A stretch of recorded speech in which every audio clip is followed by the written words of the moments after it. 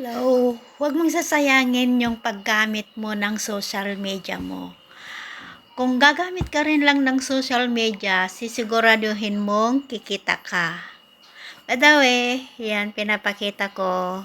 Hindi akin yan Hindi akin yan. Sa upline ko yan. So, na-inspire lang ako sa kanya kasi, alam nyo, nung pagkasali ko sa kanya, yan pa lang yung kanyang DTC. Kumita na siya ng 47,000.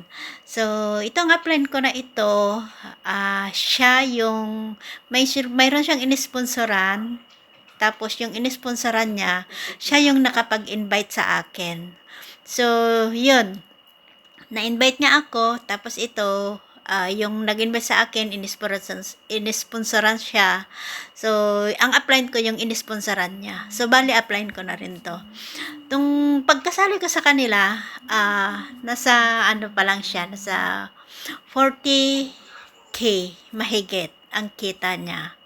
So, yan, ipapakita ko sa inyo yung isa na na account ay na DTC niya, kung paano nag-improve, kung paano lumaki yung kita niya, na katulong niya ang kanyang team. So, kung ikaw gusto mo rin, message mo lang ako, message mo mga team namin, and then tuturuan ka namin.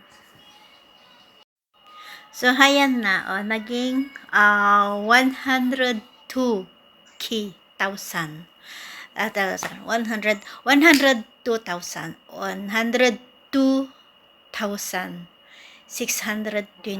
yung kinita na niya ngayon. Simula nung sumali ako. So, ang laki ng difference, 'di ba? More than 60,000. More than 60,000 ang pumasok sa kanyang DTC. Pero isa pa rin siyang employee, and then ginagawa niya lang part-time. Yung mga katim namin sa Pilipinas is siya yung nagiging katulong niya. Actually, downline niya ako. So, yun. Nakahanap din ako ng inisponsoran ko, at siya rin yung isa sa malaki na nagpapalakas, nakakatulong sa kanya at nakakatulong doon sa akin.